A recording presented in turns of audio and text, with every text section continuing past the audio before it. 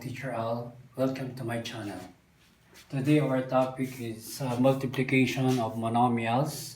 Before we go on to answer the examples, I want first to review the multiplication of sign. Positive times positive equals positive. Negative times negative equals positive. Negative times positive equals negative. Positive times negative equals negative. Then sa variable, multiply din natin. X times x equals x. Then we are going to add the exponent. Pag wala, understood na 1, 2 plus 1 equals 3. Ganon ang pag-answer natin ng variable. Okay, number 1, the given negative 4a times negative 8a.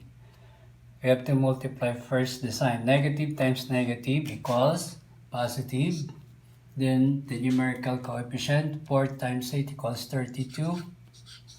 Then the variable, a times a equals a. Then we're going to count the silent one. 1 plus 1 equals 2.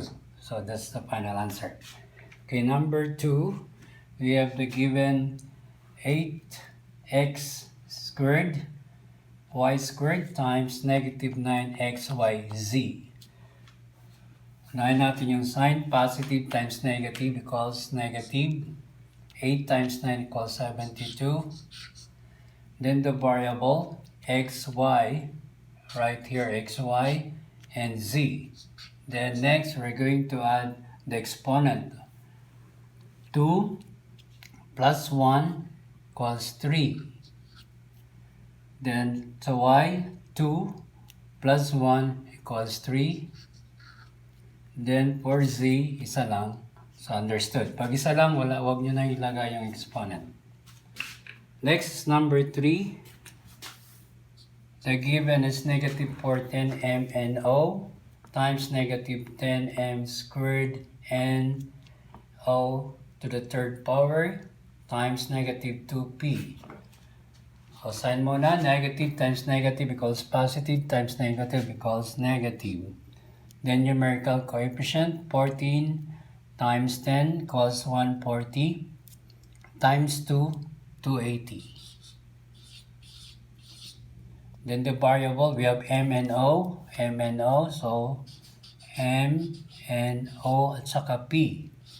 Then add the exponents of M, 1 plus 2 equals 3. Sa N, 1 plus 1 equals 2. Sa O, we have 1 plus 3 equals 4. Sa P, only 1, no need to write the exponent, understood. And the next, we have number 4. Sign again. Negative times negative, positive times positive equals positive. Numerical coefficient, 3 times 8, 24, times 2, 48. Then copy the variable x, y, and z. Next is the exponent. Add natin exponent ng x equals 1 plus 3 equals 4. For the y, 1 plus 4 equals 5. For z, 1 understood. That's the end of our computation. Don't forget to subscribe, like, and share.